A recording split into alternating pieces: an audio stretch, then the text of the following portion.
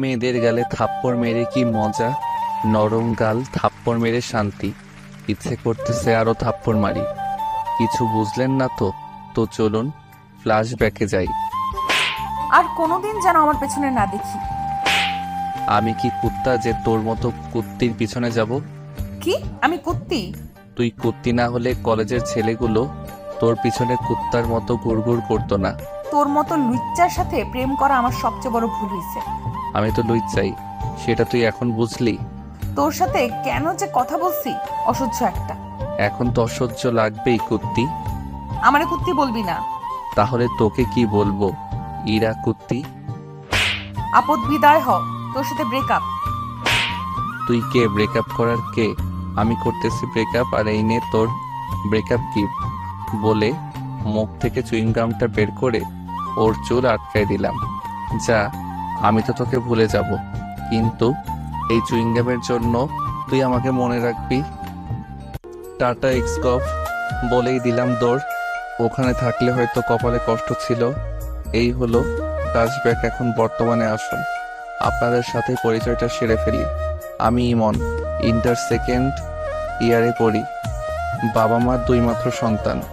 বর্তমানে এলাকার বাইরে আছি। আর যার থেকে পালিয়ে আসলাম উনি হলেন আমার গফ, সরি এক্স গফ, ইসরাত জাহান ইরা। আমরা সেম ইয়ারে পড়ি। ইরাও এখানে পড়তে আসছে, গার্লস হোস্টেলে থাকে, আর আমি মেসে। 1 বছর হলো ওর আর আমার রিলেশনের। 1 বছর রিলেশনে প্রায় প্রতি সপ্তাহে একবার ঝগড়া হবে, আর বাকি দিনগুলো রাগ করে চলে যেত। আমি ইরাকে প্রথম প্রপোজ করেছিলাম। কিছুদিন ঘোরাঘুরির পর রাজি হয়েছিল। ভেবেছিলাম এবার হয়তো লাইফটা মজায় কাটবে, কিন্তু এই মেয়ে যে প্যারা দেওয়া শুরু করেছিল, কিছু হইলেই গাইল মাইর সব একসাথে। আজ আমিও সবগুলোর শোধ তুলে নিলাম সুদে আসলে। নরম গালগুলোয় থাপ্পড় মেরে কি যে মজা, ইচ্ছে করতেছে গিয়ে আরো 2-1টা মেরে আসি, কিন্তু বেশি জিনিস ভালো না, তাই আর যাব না। বন্ধুদের কাছে আসলাম, তখন সিয়াম বলল, কিরে হাসছিস কেন? মামা, ইরার সাথে ব্রেকআপ করে আসলাম। তাহলে থাম, আমি গিয়ে প্রপোজটা করে আসি। যা, ওকে আমি থাপ্পড় মেরে আসলাম, আমার রাগটা তোর উপর দিয়ে দিবে। তাহলে থাক, চল মেসে যাই। চল। মেসে এসে বিছানায় শরীরটা ছড়িয়ে দিলাম। তখনই ফোনটা বেজে উঠল। হ্যালো, কে? নাম্বারটা দেখো। ভাইয়ার নাম্বার। ভাইয়া বলো। একটা ঘটনা ঘটেছে। কে মরলো আবার? আরে দূর, ফাজলামি করিস না। কি হয়েছে সেটা বলো। আমি যখন কুমিল্লায় থাকতাম তখন একটা মেয়ে আমার সাথে কাজ করতো। মেয়েটা অনেক সুন্দরী।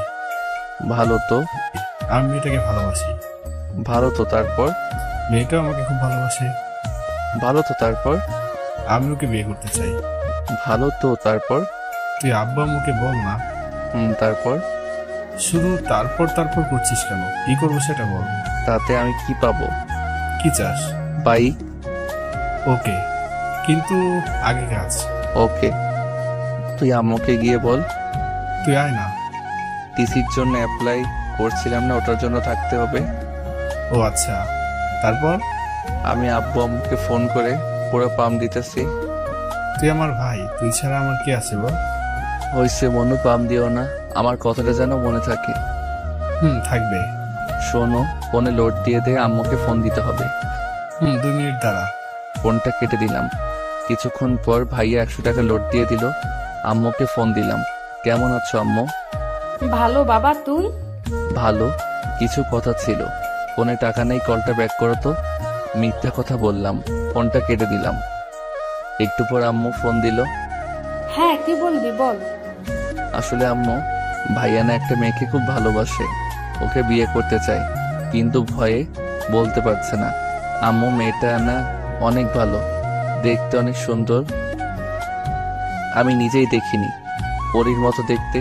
তুমি না করো না আম্মু, আর আব্বুকে রাজি করো প্লিজ প্লিজ প্লিজ।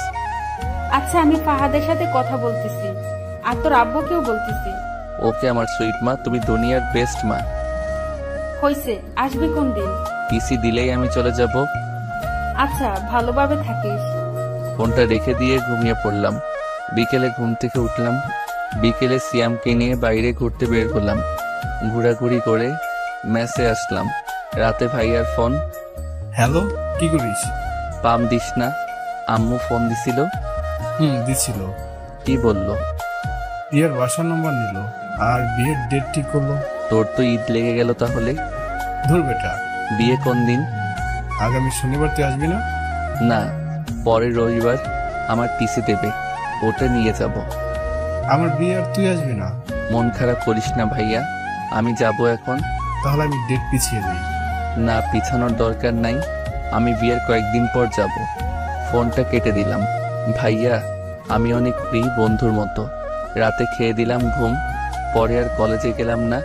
এর মধ্যে ভাইয়ার বিয়ে হয়ে গেল। ভাবির সাথে এই কয়দিনে অনেক কথা হয়েছে। ভাইয়ার সাথেও অনেক কথা হয়েছে। ইরার কথা অনেক মনে পড়েছে। ওর পাগলামিগুলো মিস করতাম, কিন্তু কিছু করার নাই। ব্রেকআপ তো ও করছে। আজ টিসি দেওয়ার কথা। কলেজে গেলাম। কলেজে গিয়ে দেখি ইরার বান্ধবী তিশার সাথে দেখা। কেমন আছো? ভালো, তুমি? ভালো। হেতি কোথায়? বাসায় গেছে, ওর ফোনের বিয়ে। ভালো থাকো, একবারে চলে যাচ্ছি। ও আচ্ছা, ভালোভাবে যেও। টিসি নিয়ে সিয়ামের সাথে ম্যাচে আসলাম। আমি আর সিয়াম দুইজনেই টিসি নিচ্ছি, কারণ আমরা ছোট থেকে একে অপরের সাথে থাকি। আমার এই জায়গায় চয়েসে আসে দেখে সিয়াম ও আমার সাথে ভর্তি হয়। এখন দুইজনেই ট্রান্সফার নিলাম। নিজ শহরে যাব, বাঘের মতো চলাফেরা করব। পরের দিন ব্যাগ নিয়ে বেরিয়ে পড়লাম। বাসে উঠলাম। কিছুক্ষণ পর বাস ছেড়ে দিল। 6 ঘন্টা যাত্রা করে বিকেলের দিকে বাসায় আসলাম। বাসায় এসে কলিং বেল টিপ দিলাম। কিছুক্ষণ পর একজন মেয়ে এসে দরজা খুলে দিল। এটা নিশ্চয়ই আমার ভাবি যান। ভাইটু, কেমন আছো? জড়িয়ে ধরে। ভালো, ভেতরে আসো। আগে বলো ভাইয়া কই? রুমে আছে। ভাইয়ার রুমে গেলাম। ভাইয়া ঘুমাচ্ছে। ভাইয়া, ভাইয়া। আরে তুই কখন এলি? এখনই। বাইক কই আমার? পরে কথা হবে, এখন ঘুমাতে দে। ও, কাজের সময় কাজী, কাজ ফুরালে বাজি। ভাবি, তুমি কিছু বলো না। কি হয়েছে? আমি কিছুই তো বুঝলাম না। ভাবিকে সব কথা বললাম। তাহলে তুমি দেখো ভাইয়াকে আমার সাথে অন্যায় করতেছে না। ঠিকই তো। কাল তোমার বাইক কিনে দিবে, তুমি যাও, গিয়ে ফ্রেশ হয়ে নাও। ঠিক আছে ভাবি, তুমি না অনেক কিউট আর ভালো, একদম আমার মায়ের মতো। হয়েছে, আর পাম্প দিতে হবে না, যাও ফ্রেশ হয়ে নাও। আম্মুর সাথে কথা বলে আসি। আম্মুর কাছে গেলাম। আম্মু রান্নার ঘরে রান্না করতেছে। পিছন থেকে জড়িয়ে ধরলাম। কেমন আছো মা? আরে তুই কখন আসলি? একবারও ফোন করলি না যে? এত প্রশ্ন? আমি যেটা প্রশ্ন করছি উত্তর দাও। তুই এসে গেছিস, এখন ভালো থাকবো। যা রুমে গিয়ে ফ্রেশ হয়ে নে। রুমে গেলাম, ফ্রেশ হয়ে একটা ঘুম দিলাম। একবারে রাতে উঠলাম। উঠে ফোন টিপতে লাগলাম। একটু পর আম্মু খেতে ডাকলো। গিয়ে দেখি সবাই বসে আছে। সবার সাথে অনেক গল্প করলাম। খেয়ে এসে কানে ইয়ারফোন লাগিয়ে গান শুনতে লাগলাম। রাতে ঘুমানোর আগে আমার গান না শুনলে আমার ঘুম আসে না। গান শুনতে শুনতে কখন যে ঘুমায় পড়ছি। সকালে ভাবির ডাকে ঘুম ভাঙলো। ইমন, উঠো। ভাবি, আর একটু ঘুমাই না? ঘুমাও তাহলে, আর বাইক কিনতে যেতে হবে না। বাই।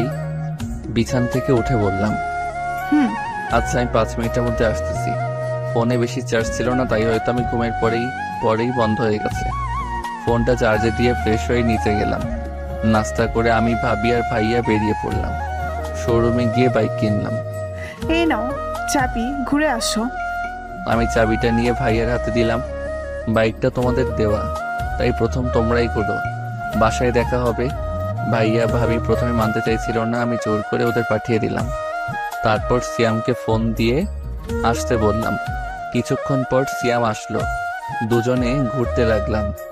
ঘোরাঘুরি করতে করতে মাঠের দিকে গেলাম। তখনই পিছন থেকে কে যেন ডাক দিল। পিছনে তাকিয়ে দেখি মিতু। কি রে, কেমন আছিস? ভালো, তুই? ভালো। কোন দিন আসলি তোরা? কালকে আসছি। চল বসে গল্প করি। 3 জন মিলে মাঠে বসে গল্প করলাম। দুপুরে বাসায় এসে খাওয়া দাওয়া করে দিলাম ঘুম। বিকেলে উঠে বাইরে বেরিয়ে পড়লাম। সন্ধ্যায় বাসায় আসলাম। ভাবি আর ভাইয়ার সাথে বসে অনেকক্ষণ ধরে গল্প করে খাওয়া দাওয়া করলাম। এভাবে 1 সপ্তাহ কেটে গেল। ভাবির সাথে খুব ভালো সম্পর্ক গড়ে উঠল। ভাবি আমাকে নিজের ভাইয়ের চোখে দেখে। আমার কোনো বোন আর ভাবির কোনো ভাই না থাকায় ভাবি আমাকে ভাই বলেই ডাকে, কিন্তু আমি ভাবি বলেই ডাকি। এর মধ্যে কলেজে ভর্তি হয়ে গেলাম। ইমন ওঠ, কলেজে যাবি না? হুম কখন কলেজ ছুটি দিবে? হুম কি ওঠ, না হলে গায়ে জল ঢেলে দিব। উঠতেছি তো। উঠে ফ্রেশ হয়ে নাস্তা করে বাইকটা নিয়ে কলেজে আসলাম। ক্লাস শেষ করে বাইরে আসলাম, তখনই ভাবির ফোন। কলেজ থেকে ক্লাস করে বের হতেই ভাবির ফোন। হ্যালো ভাবি। ভাই, আমার একটা কাজ করে দিতে পারবি? বলো। আমার বোন আজ আসবে, তুই যদি ওকে একটু স্টেশন থেকে নিয়ে আসতি। আচ্ছা, কিন্তু আমি চিনবো কেমন করে? ও নীল ড্রেস পরে আছে, একটু তাড়াতাড়ি যা ভাই, আমার ও ওয়েট করে আছে। বলেই ভাবি ফোন কেটে দিল। বন্ধুদের থেকে বিদায় নিয়ে স্টেশনে আসলাম। এখানে তো অনেক মেয়ে নীল ড্রেস পরে থাকতে পারে, কিন্তু ভাবির বোনকে চিনবো কেমন করে? কিছুক্ষণ ঘোরাঘুরি করার পর একটা নীল ড্রেস পরা মেয়ে দেখতে পেলাম, কিন্তু মাথা নিচু করে বসে আছে। আমি তার কাছে গেলাম। এটাই হয় মনে হয়, কিন্তু এভাবে বসে আছে কেন? এই যে বেয়ান সাহেব, ভিক্ষা করা হলে বাসায় যাই। মেয়েটা মাথা তুলে আমার দিকে তাকালো। মেয়েটাকে দেখে তো আমার তো শখ খেয়ে মরে যাওয়ার অবস্থা। কুত্তা, তুই এখানে? ওই কুত্তি, আমি এখানে আমার ভাবির বোনকে নিয়ে আসতে এসেছি, কিন্তু তুই এখানে কেন? আমি আমার বোনের বাসায় এসেছি। তোর বোনের নাম কি? রিয়া। আর দুলা ভাই? ফাহাদ। What the Fahad? হাই রে ফোডা কপাল, শেষমেশ আমার এক্স কিনা আমার ভাইয়ের শালি। উপরওয়ালা ঠাডা ফেলাও আমার উপর। কিরে চুপ কেন? কি বলবো, সবই কপাল। চল এখন। আমি কেন যাব তোর সাথে? তোকে এখনো জুতা মারেনি তোর কপাল। আমার সাথে যাবি কারণ দুর্ভাগ্যবশত তোর বোন আমার ভাবি, আর আমার ভাইয়ের তুই শালি। আমার কথা শুনে এরার উপর ঠাডা পড়ার মতো অবস্থা। আমি এই বিয়ে মানি না। আমি এক্ষুনি আপুকে বাসায় নিয়ে যাব। তাই নাকি? যে আমি আমার ভাইয়ের আবার বিয়ে দিব? আমার কথাটা শুনে ইরা চুপ করে রইল। কি বাসায় যাবেন না ফিরে যাবেন?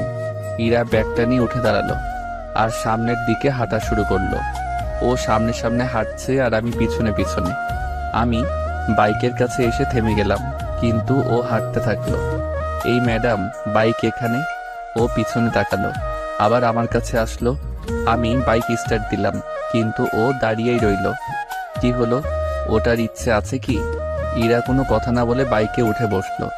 বাসার দিকে যেতে লাগলাম, তখন ইরা বলল, শোন, আপু যেন না জানে যে তুই আমাকে চিনিস আর আমাদের সম্পর্ক ছিল।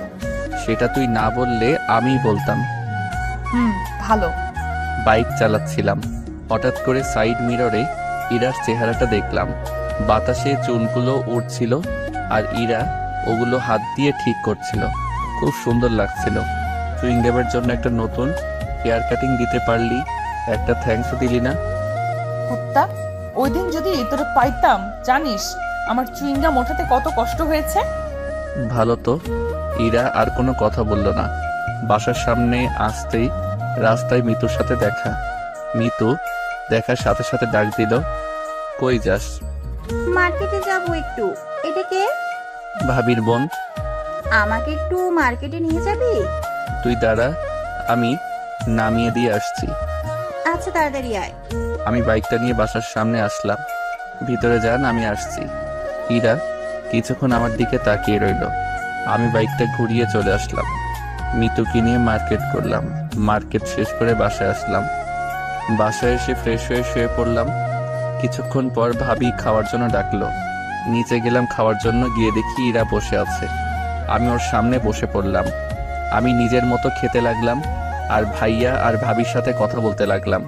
ইরা মাঝে মাঝে আমার দিকে তাকাচ্ছিল, মনে হয় কিছু বলতে চাইছিল। আমি খাওয়া শেষ করে উপরে আসতে যাব, তখনই ভাবি ডাক দিল, ইমন, ইরাকে একটু ঘুরিয়ে নিয়ে আসিস প্লিজ। আমি আজ পারবো না, বাসায় অনেক কাজ আছে। আচ্ছা ভাবি, ওনাকে রেডি থাকতে বলিও। বলেই নিজের রুমে চলে আসলাম। বিকেলে বাইকটা বের করে ইরার জন্য অপেক্ষা করতে লাগলাম। আসতে দেরি করেছিল দেখে বাইকের হর্ন দিতে লাগলাম। কিছুক্ষণ পর ইরা আসলো। সাদা ড্রেস, কপালে কালো টিপ, খোলা চুল, জাস্ট অসাম লাগছিল ওকে। ইরা আমার সামনে এসে দাঁড়িয়ে গেল। আমি মাথা থেকে হেলমেট নামিয়ে নিলাম। উঠুন। ইরাকে নিয়ে বাইকে ঘুরতে লাগলাম। হঠাৎ করে ফোনটা বেজে উঠল। বাইকটা থামিয়ে ফোনটা বের করলাম। বের করে দেখি মিতুর ফোন। হ্যালো। কই তুই? পার্কের পাশের রাস্তায়। পার্কে আয়, আমি ওয়েট করছি। আচ্ছা দাঁড়া। ফোনটা রেখে দিয়ে পার্কে গেলাম। গিয়ে দেখি মিতু বসে আছে। আমি বাইকটা রাখলাম আর ইরাকে বললাম, আপনি এখানে বসুন, আমি আসছি। আসলে আমি এখানে এসেছি ইরাকে জ্বালানোর জন্য, না হলে আসতাম না। আমি ভালো করেই জানি ইরা আমাকে এখনো খুব ভালোবাসে, কিন্তু প্রকাশ করে না। আমি মিতুর পাশে গিয়ে বসলাম, ওর সাথে কথা বলতে লাগলাম। এইদিকে ইরা একাই বসে আছে আর ভাবতিছে উত্তরটা কোনোদিন ভালো হবে না। এই জন্যই ওর সাথে আমার রিলেশনটা ভাঙলো। ইচ্ছে করছে গিয়ে মাথা ফাটিয়ে দেই। কিরকম কাছে গিয়ে বলে আসি, কুত্তা, লুচ্চা, বদমাস। ইরা ইমনকে যা ইচ্ছে করে গালি দিতে লাগলো। ইমন আর মিতু কথা বলতেছিল। হঠাৎ করেই মিতু ইমনের কাঁধে ওর মাথাটা রাখলো। সেটা দেখে ইরার রাগ চরম সীমানায় পৌঁছে গেল। ইরা ইমনের বাইকটাতে একটা লাথি দিল। বাইকটা নিচে পড়ে গেল। আমি পিছন থেকে একটা শব্দ পেয়ে পিছনে তাকিয়ে দেখি বাইকটা নিচে পড়ে আছে। আমি লাফ দিয়ে উঠে বাইকটার কাছে আসলাম। ও খোদা, আমার নতুন বাইক! ইরা তখন সাইড থেকে একটা লাঠি দিয়ে বাইকের পিছনের ইন্ডিকেটরে মারল। সাথে সাথে ওটা ভেঙে পড়ে গেল। ওই খাড়া খাড়া আমার নতুন বাইক রে ভাঙার সাহস কেমনে হয় তোর কুত্তি? কুত্তা, তোর বাইকরেও ভাঙবো আর তোকেও। বলেই আমার পায়ে লাঠি দিয়ে মারল। এত জোরে মেরেছে যে পায়ে লাগার সাথে সাথে ব্যথা শুরু হয়ে গেল। আরে আরে লাগছে তো। একে তো আমার বাইক ভাঙছস, তার উপর আমাকে মারলি। আজ তোকে ছাড়বো না। আমাকে মারা, আজ তোকে ছাড়বো না বলেই ওর হাতের লাঠিটা নিয়ে ফেলে দিলাম। ওর কোমরে হাত দিয়ে ওকে টান দিয়ে নিজের কাছে নিয়ে আসলাম। ইরা ছাড়ার জন্য ছটফট করছে। কুত্তা, ছাড় আমায়। আমিও ওর ঠোঁটে হাত দিয়ে চুপ করতে বললাম। ইরার ঠোঁটের কাছে ঠোঁট নিয়ে গেলাম। ইরা বড় বড় চোখ করে আমার দিকে তাকালো। ওর আরো কাছে যেতে নিজের চোখ বন্ধ করে ফেললো। তখন ইরা মনে মনে বলল, ইমনের এমন কাছে আসায় কেমন জানি ভেতরে একটা অন্যরকম ভালো লাগা কাজ করতে লাগলো। তাই নিজের চোখ বন্ধ করে ফেললাম। আমিও ঠোঁটের কাছে ঠোঁট নিয়ে গেলাম। ওর নিঃশ্বাসের শব্দ স্পষ্ট শুনতে পাচ্ছিলাম। ওর কাছে যাওয়ায় ও আরো জোরে নিঃশ্বাস নিতে লাগলো। ওর ঠোঁটগুলো যেন আমাকে টানতে লাগলো। ওর ঠোঁটগুলো গোলাপের পাপড়ির মতো লাগছিল। আমি ওর ঠোঁটের সাথে ঠোঁট মিলিয়ে দিলাম। ইরাকে কিস করার সাথে সাথে ও চোখ খুলে ফেলল। তখন ইরা মনে মনে বলল, ইমন কিস করার সাথে সাথে কেমন যেন একটা ভালো লাগার অনুভূতি কাজ করতে লাগলো। প্রথমে কিছুটা ভয় পেয়েও গিয়েছিলাম। 3 মিনিট পরে ইরাকে ছেড়ে দিলাম। দুজনে হাঁপাতে লাগলাম। আজ প্রথম ইরাকে কিস করলাম। কুত্তা, তুই আমাকে কিস করলি কেন? তুই আমার বাইক ভাঙতে চাইছিলি কেন? আমার ইচ্ছে হয়েছে, আমি ভাঙছি। আমারও ইচ্ছে হয়েছে, আমি কিস করছি। কেন? আমার ঠোঁট কি তোর বাপের সম্পত্তি? না, আমার ভাবির সম্পত্তি। তাই দেখে তুই আমাকে কিস করবি? সেটা আমার বাইক ভাঙচুর করার আগে ভাবা দরকার ছিল। ইরা আর কোনো কথা বলল না। মিতুর কথা মনে পড়তেই আমি মিতুর কাছে আসলাম। মিতু ফোন টিপতেছে। তাহলে পিছনে কি হয়েছে ও হয়তো দেখেনি। তখন মিতুকে জিজ্ঞেস করলাম, কিরে, কি করিস? তুই কই গেলি তখন?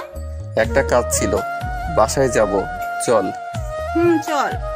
মিতুকে বিদায় দিয়ে ইরার কাছে আসলাম। ইরা গাছের সাথে হেলানি দিয়ে দাঁড়ায় আছে। আমি বাইকটা তুলে স্টার্ট দিলাম। ইরা পিছনে এসে বসলো। ইরার সাথে লজ্জায় কোনো কথা বলার ইচ্ছে হচ্ছে না। কেমন করে কি যে হয়ে গেল ইরা ভাবতে লাগলো। ইমন কি তাহলে এখনো আমাকে ভালোবাসে? আমি তো এখনো ওকে ভালোবাসি, কিন্তু কুত্তাটা বুঝলে তো সবসময় ওর লুচ্চামি করতেই হবে। মনে হচ্ছে গলা টিপে মেরে ফেলি বাদরটাকে। আমি নিজেও ভাবতে পারিনি ইমন আমাকে কিস করবে। এসব ভাবতে ভাবতে ইরার ঠোঁটের কোণে একটা মুচকি হাসি ফুটে ওঠে। দুজনে বাসায় আসলাম। ওকে নামিয়ে দিয়ে বাইকটা রাখলাম। তারপর নিজের রুমে গেলাম। ফ্রেশ হয়ে শুয়ে পড়লাম। কিছুক্ষণ পর আম্মু খেতে ডাকলো। গিয়ে দেখি ইরা বসে আছে। আম্মু, ভাইয়া আর আব্বু কই? ওরা আসেনি, তোরা খেয়ে নি। ইরা আমার সামনে বসে আছে। দুজনে মাথা নিচু করে খেতে লাগলাম। ভাবি আসলো। কি রে ইরা, কেমন ঘুরলি? ভালো আপু, জায়গাটা অনেক সুন্দর। আচ্ছা খেয়ে নে। আমি খেয়ে নিজের রুমে চলে আসলাম। রাতে ঘুম ধরছিল না, তাই ছাদে গেলাম। একটু পর মিতুর ফোন আসলো। কি রে, কি করিস? এই তো ছাদে দাঁড়িয়ে আছি। তুই? শুয়ে আছি। মিতুর সাথে কথা বলতে লাগলাম। তখন ইরা ছাদে এসে দেখে ইমন কার সাথে যেন হেসে হেসে কথা বলছে। ইরার রাগ উঠে যায়, কারণ সে তো এখন ইমনকে নিজের চেয়েও ভালোবাসে। তখন ইরা মনে মনে বলল, কুত্তাটা কোনোদিনও ঠিক হবে না, নিশ্চয়ই ওই বদমাইশ মেয়েটার সাথে কথা বলছে। আজ ওর একদিন কি আমার একদিন। হঠাৎ করে আমি সামনে তাকিয়ে দেখি ইরা। মিতু ফোনটা রাখ, আমি পরে ফোন দিচ্ছি। আচ্ছা। মিতু ফোনটা কেটে দিল। ইরা আমার কাছে আসলো। কার সাথে কথা বলছিলি? মিতুর সাথে। এরপর থেকে যেন ওই ডাইনির সাথে কথা বলা আর দেখা করা না দেখি, বলে দিলাম। কেন? কথা বললে কি করবা? কি করব দেখাচ্ছি, দাঁড়া। ইরা আমার কাছ থেকে ফোনটা নিয়ে নিল আর বলল, ফোন পাবি না, যখন দরকার হবে আমার কাছে বলবি, আমি দিব। না, ফোন ছাড়া আমার ঘুম আসে না, ফোন লাগবেই আমার। বলছি না পাবি না। ইরার কাছ থেকে জোর করে ফোনটা নিতে গেলাম, তখন ওর চোর পকেটে ফোনটা ঢুকিয়ে দিল। চোর পকেট কি জানতে চাহিয়া লজ্জা দিবেন না। এবার নিয়ে দেখা। মনটা খুব হতাশ হয়ে গেল। আমি নিচে যেতে লাগলাম। তখন ইরা আমার হাতটা টেনে ধরলো আর ঠোঁটের সাথে ঠোঁট লাগিয়ে দিল আর ভাবতে লাগলো, হঠাৎ আমার যে কি হলো, এমনকি কাছে টেনে নিয়ে ওর ঠোঁটের সাথে ঠোঁট লাগিয়ে দিলাম। ওকে কিস করার সময় ওর শরীরে এক অদ্ভুত ঘ্রাণ আমাকে ওর আরো কাছে টানতে লাগলো। 5 মিনিট পর ওকে ছেড়ে দিলাম। ইরা এইভাবে কিস করবে ভাবতেও পারিনি। তখন ইরা বলল, আই লাভ ইউ। বলেই ইরা দৌড়ে নিচে চলে গেল। আমি নিজের রুমে চলে আসলাম। শুয়ে শুয়ে এতক্ষণ কি হইল সেটা ভাবতে লাগলাম। সব কিছু মাথার উপর দিয়ে যাচ্ছিল।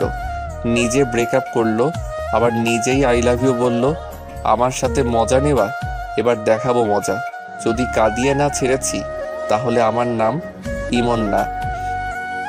সব প্ল্যান ভাবতে ভাবতে ঘুমিয়ে পড়লাম। সকালে মনে হলো কে যেন আমার দিকে তাকিয়ে আছে। চোখ খুলতেই দেখি ইরা। কি ব্যাপার, আপনি এখানে? আপনি কাকে বলছো? আপনাকে। মজা নেওয়া বাদ দে, মাইর খাবি কিন্তু। অচেনা কাউকে তো আপনি করেই বলতে হয়। ফাজলামি বাদ দে, নিচে আয়, আপু নাস্তা করতে ডাকতেছে। বলেই ইরা নিচে গেল। কিছুটা রেগে গেছে। আমি ফ্রেশ হয়ে নিচে গেলাম। সবাই টেবিলে বসে, আমি ইরার মুখোমুখি চেয়ারে বসলাম। খাওয়ার মধ্যে ইরা পায়ের উপর ওর পা উঠিয়ে দিল। আমি ওর দিকে তাকাতেই ও মুচকি একটা হাসি দিল।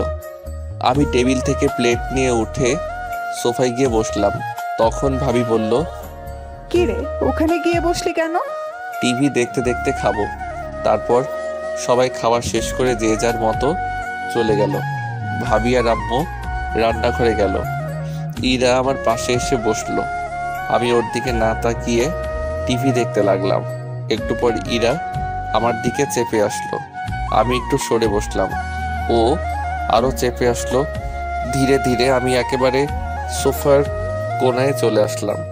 ইরা আমার শরীরের সাথে চেপে বসে আছে। আমি ওর দিকে তাকালাম। ও টিভির দিকে তাকিয়ে মুচকি হাসি দিচ্ছে। এই যে, শুনছেন? কিছু বলবা? না, কিছু বলবো না। এমন ভাব করছে যেন কিছু বুঝে না। ধুর, এখানে আর থাকবো না। যেই উঠতে যাব, ইরা আমার হাত ধরে আবার সোফায় বসিয়ে দিল আর আমার কোলে বসে পড়ল। আরে কি হচ্ছে এটা? আম্মু, ভাবি কেউ দেখে ফেলবে তো। দেখলে দেখুক, আমার কি। এখন চুপ থাকো, টিভি দেখতে দাও। ধুরবাল, ভালো লাগে না। না পারছি উঠতে, না পারছি বসে থাকতে। মুটকিটার ভারেতে পা ব্যথা ধরে গেল। আর একবার মুটকি বললে গলা টিপে মেরে ফেলবো। শুনলো কেমনে? হঠাৎ করেই ভাবির আওয়াজ পেলাম। আমি ভয় পেয়ে ইরাকে ধাক্কা মারলাম। ইরা মেঝেতে পড়ে গিয়ে জোরে চিল্লানি দিল। ওর চিল্লানি শুনে ভাবি রান্নাঘর থেকে চলে আসলো আর বলল, কি রে, নিচে বসে আছিস কেন? বসে নেই, পড়ে গেছি। কেমন করে পড়লি? এই রে, এবার যদি বলে দেয় আমি ধাক্কা মেরে ফেলে দিছি। তখন আমি ভাবিকে বললাম, পা পিছলে পড়ে গেছে ভাবি। ও যা, রুমে গিয়ে রেস্ট নে। তখন ইরা ভাবিকে বলল, তোর কি তার ছিঁড়া? দেখতে পারতেছিস না? উঠতে পারতেছি না, রুমে যাব কেমন করে? ইমন ভাই, তুই একটু রুমে দিয়ে আয় না, আমাকে রান্নাঘরে যেতে হবে। না ভাবি, আমি পারবো না। যা না ভাই একটু, তুই তো আমার সুইট ভাই। হইছে হইছে, আর মাখন মারতে হবে না, আসুন। ইরার দিকে হাত বাড়িয়ে ইরা হাত ধরে উঠতে গিয়ে আবার বসে পড়লো। কি হলো? উঠতে পারছি না। তাহলে কেমনে নিয়ে যাব? কোলে করে নিয়ে যাও। না, পারবো না। তখন ভাবি বলল, যা না ভাই আমার, প্লিজ প্লিজ। আচ্ছা আচ্ছা ঠিক আছে। ভাবি রান্নাঘরে চলে গেল। আমি ইরাকে কোলে তুলে নিলাম। ইরাকে মুচকে মুচকে হাসছে। আমি ওকে ওর রুমে নিয়ে গেলাম। ও আমার গলা জড়িয়ে ধরেছিল। ওকে বিছানায় শুয়ে দিয়ে উঠতে যাব, কিন্তু ও আমাকে জড়িয়ে ধরে শুইল। কি হলো, ছাড়েন। না, আগে পাপ্পি দাও, তারপর ছাড়বো। না, পারবো না। তাহলে আমিও ছাড়বো না। আমি ইরাকে নিজের থেকে জোর করে ছাড়িয়ে চলে আসতে যাব, তখনও হাত টান দিয়ে দিল। আমি ওর উপর পড়ে গেলাম। ইরা নিচে, আমি ওর উপরে। ইরা আমাকে জড়িয়ে ধরলো। মেয়েদের শরীর এত নরম আগে জানতাম না। দয়া করে কেউ খারাপভাবে নেবেন না প্লিজ। আমি ইরার শরীরের সাথে মনে হয় মিশে গেছি। কি করছেন, ছাড়েন। কেউ এসে যাবে তো। আগে পাপ্পি। পারবো না। আচ্ছা, আমি নিজে নিয়ে নিচ্ছি। যে ইরা আমার ঠোঁটের কাছে ঠোঁট নিয়ে আসতে লাগলো। ভাবি, তুমি এখানে? কথাটা শুনে ইরা আমাকে ছেড়ে দরজার দিকে তাকালো। এই সুযোগে আমি পালিয়ে এলাম। কুত্তা, আমাকে টুপি পরানো, পরে দেখে নিব। আমি ওখান থেকে চলে আসলাম। নিজের রুমে এসে ফোন টিপতে লাগলাম। বিকেলে মিতুর ফোন আসলো। কই আছিস? বাসায়। দেখা করতে পারবি? কোথায়? বড় মাঠে। আচ্ছা, একটু দাঁড়া, আমি যাচ্ছি। বাসা থেকে বাইকটা নিয়ে বেরিয়ে পড়লাম। ইরার সাথে দেখা হয়নি, চুপচাপ চলে আসলাম। দেখতে পেলে কি যে করতো। মিতুর কাছে আসলাম। মিতুর সাথে অনেকক্ষণ গল্প করলাম। সন্ধ্যার দিকে হঠাৎ ফোনটা বেজে উঠল। বের করে দেখি ভাবির ফোন। হ্যালো। কই তুই? আমি তো মার্কেটে আসলাম একটু। বাসায় আয় তাড়াতাড়ি। আচ্ছা। মিতুকে ওর বাসায় নামিয়ে দিয়ে বাসায় আসলাম। ফ্রেশ হয়ে ভাবির রুমে গেলাম। গিয়ে দেখি ইরা আর ভাবি গল্প করতেছে আর চা খাচ্ছে। তখন আমি ভাবিকে বললাম, ভাবি ফোন দিলে যে? সেই কখন বের হয়েছিস না বলে, তাই ফোন দিলাম। বস, তোর জন্য চা নিয়ে আসি। ভাবি চা আনতে গেল। আমি সোফায় বসে ফোনটা বের করে টিপতে লাগলাম। ইরা আমার সামনে এসে ফোনটা কেড়ে নিয়ে বিছানায় ছুঁড়ে মারলো আর রাগী গলায় বলল, কই ছিলি? মিতুর সাথে দেখা করতে গেছিলাম, ও ফোন দিছিল। ওকে জ্বালানোর জন্য বললাম। তুই ওই ডাইনির কাছে গিয়েছিস কেন?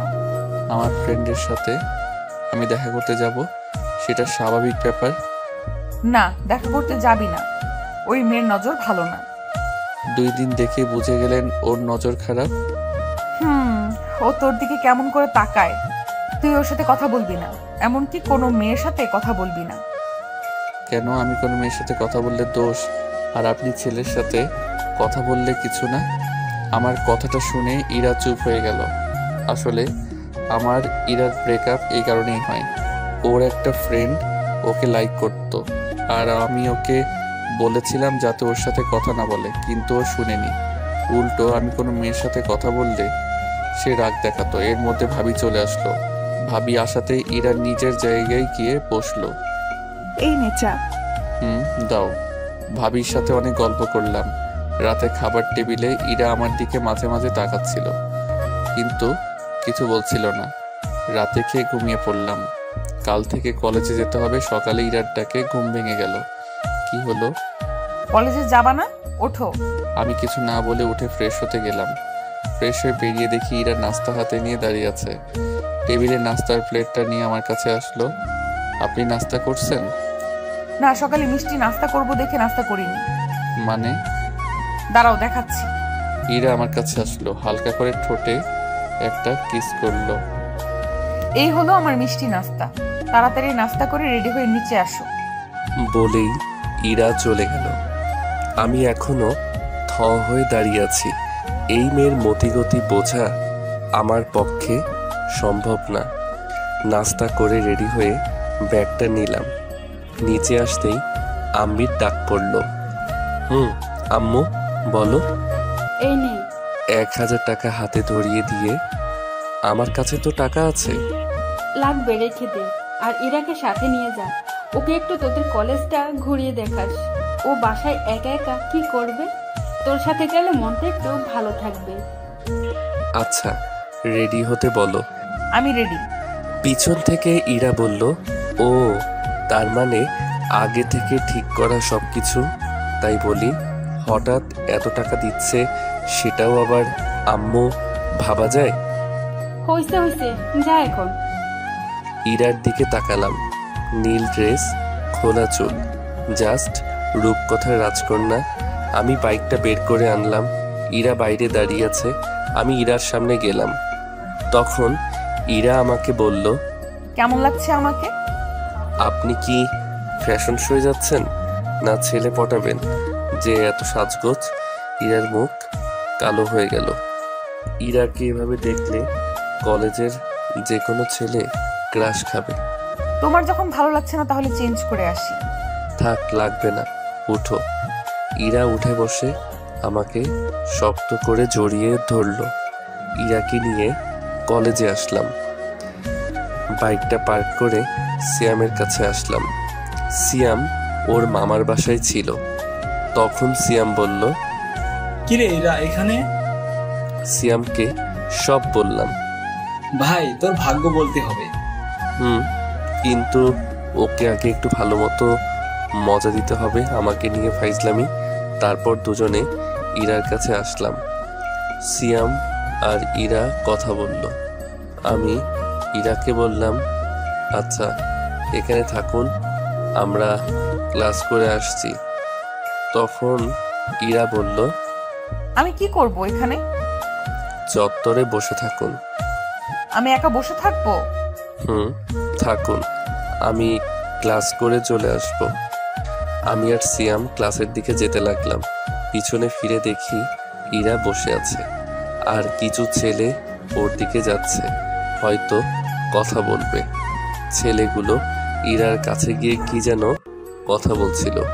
আমি আর সিয়াম ক্লাসে না গিয়ে ওদের কাছে গেলাম আর বললাম, কি হয়েছে ভাইয়া? আরে ইমন ভাই, তুমি এখানে? কি হয়েছে? আসলে ভাই, আমার ফ্রেন্ড এই আপুকে অনেক পছন্দ হয়েছে, তাই কথা বলতে আসছিলাম। ওটা তোদের ভাবি হয়। ভাই, আগে বলবা তো, ভুল হয়ে গেছে, আর হবে না। আপু, মাফ করে দেন প্লিজ। ছেলেগুলো চলে গেল। তখন সিয়াম আমাকে বলল, তোকে আজ ক্লাস করতে হবে না, তুই ওকে নিয়ে ঘুরে আয়। বাইকটা নিয়ে আসি। বাইকটা নিয়ে ইরার সামনে আসলাম। ইরা উঠে শক্ত করে জড়িয়ে ধরল। সবাই আমার দিকে তাকিয়ে আছে। ভাবিজি, রোমান্স বাইরে গিয়ে কইলেন, এটা ক্যাম্পাস। বলেই সিয়াম দৌড়ে চলে গেল। আমি বাইকটা জোরে টান দিলাম। বাইকের মেয়ে পার তো দেখাতে হবেই। সারাদিন ইরাকে নিয়ে বাইকে ঘুরলাম। ইরা সারাদিনে অনেক বক বক করেছে। বিকেলের দিকে বাসায় আসলাম। এসে ফ্রেশ হয়ে ঘুম দিলাম। সন্ধ্যায় ঘুম থেকে উঠে পুরো অবাক হয়ে গেলাম। ইরা আমাকে জড়িয়ে ধরে শুয়ে আছে, কিন্তু ও এখানে কখন এলো? আমি ইরার দিকে তাকিয়ে দেখতে লাগলাম। ফ্যানের বাতাসে চুলগুলো উঠছে, মুখটা খুব মায়াবী লাগছে। হঠাৎ করে ইরার ঘুম ভেঙে গেল। কি ব্যাপার, তুমি এখানে কখন আসলা? আসলে আপু তোমাকে ডাক দিতে বলেছিল, কিন্তু এসে দেখি তুমি ঘুমাচ্ছ, আমারও ঘুম পাচ্ছিল, তাই এখানেই ঘুমিয়ে পড়ি। কি, যদি ভাবি এসে দেখে ফেলতো তাহলে কি ভাবতো? যা ভাবার তাই ভাবতো। এখন উঠে ফ্রেশ হয়ে নিচে আসো। আমার কপালে একটা পাপ্পি দিয়ে ইরা চলে গেল। মেয়েটার মায়ায় আরো পড়ে যাচ্ছি। কি যে করি, ওকে কষ্ট দিতে পারছি না। আমি যাকে ভালোবাসি তাহলে কষ্ট কেমন করে দেই? আর ওর থেকে দূরে থাকতে পারবো না। কালকে ওকে সব বলবো। উঠে ফ্রেশ হয়ে নিচে গেলাম। ভাবি আর ইরা আর আম্মু বসে কি যেন বলা বলি করছে। আমি যেতেই চুপ হয়ে গেল। তখন আম্মু বলল, ঘুম হলো? তারপর ভাবি বলল, খুব ভালো ঘুম হয়েছে তাই না? কি বলছো কিছুই বুঝতেছি না। আপনাকে আর কিছু বোঝা লাগবে না, বসো এখানে। আমি গিয়ে ভাবির পাশে বসলাম। তখন আম্মু বলল, তোরা গল্প কর, আমি রান্নাঘরে যাই। আম্মু রান্নাঘরে চলে গেল। তখন ভাবি বলল, আমিও যাই, আম্মুকে সাহায্য করি। ভাবিও চলে গেল। আমি বসে ফোন টিপতেছি আর টিভি দেখতেছি। হঠাৎ ইরা এসে আমার কোলে শুয়ে পড়লো আর টিভি দেখতে লাগলো। আর কি করছো ভাবি, এসে যাবে তো। আসলে আসুক, আমার কি। ইরা টিভি দেখতে লাগলো আর আমি রান্নাঘরের দিকে তাকিয়ে রইলাম। ভাবি আসছে কিনা ইরার দিকে তাকালাম। ইরা টিভি দেখতে ব্যস্ত। ইচ্ছে করছে ইরার মাথায় হাত বুলিয়ে দিই, কিন্তু কেন জানি সাহস হচ্ছিল না। তাই চুপচাপ বসে রইলাম। একটু পর ইরাকে ভাবি রান্নাঘর থেকে ডাক দিল। ইরা উঠে রান্নাঘরে চলে গেল। একটু পর এক কাপ চা হাতে নিয়ে আসলো, এনে আমাকে দিল আর পাশেই বসে পড়ল। অর্ধেক চা খেতেই ইরা কাপটা নিয়ে বাকিটা চা খেতে লাগলো। আমি ওর দিকে তাকিয়ে রইলাম। তখন ইরা বলল, কি হলো, এইভাবে তাকিয়ে আছো কেন? না এমনি। বজ্জাত কোথাকার চায়ের কাপটা নিয়ে নিল। রাতে খাবার খেয়ে রুমে আসলাম। এসে গান শুনতে শুনতে ঘুমিয়ে পড়লাম। সকালে ঘুম থেকে উঠে ফ্রেশ হয়ে নিচে গেলাম। ইরা নাস্তার টেবিলে বসে আছে, আমিও বসে পড়লাম। খাওয়ার সময় ইরা পায়ে গোতা দিতে লাগলো। এক সময় পা সরিয়ে নিলাম। ইরার পা চেয়ারের সাথে লাগলো, তাই হয়তো ওর মুখ কালো হয়ে গেল। আমি নাস্তা করে কলেজে আসলাম। আজ ইরা কলেজে আসেনি, কারণ ওর ভাবির সাথে মার্কেটে যাওয়ার কথা ছিল। কলেজে ক্লাস করে বের হচ্ছি, তখনই মিতু আসলো। কালকে ওই মেয়েটার সাথে খুব ঘুরলি। কেন, কি হয়েছে? না, তোকে একটা কথা বলার ছিল। কি কথা বল। এখানে না, বিকেলে পার্কে আয়। আচ্ছা চল, তোকে নামিয়ে দিই। মিতুকে বাসায় নামিয়ে দিয়ে বাসায় আসলাম। তখন আম্মু বলল, কই ছিলি? কলেজে। কই আবার থাকবো? তোর বাইকের পেছনে মেয়েটা কে ছিল? ওটা আমার ফ্রেন্ড হয়। আর কোনোদিন যেন কোনো মেয়েকে বাইকের পেছনে নেওয়া না দেখি, আর কোনো মেয়ের সাথে প্রেম টেম করা যেন না শুনি। আম্মু, আমার রুমে চলে আসলাম। এসে দেখি ইরা আমার বিছানায় বালিশে মুখ লুকিয়ে কান্না করছে। কি ব্যাপার, তুমি এখানে আর কান্না করতেছো কেন? ইরা কান্না করেই যাচ্ছে।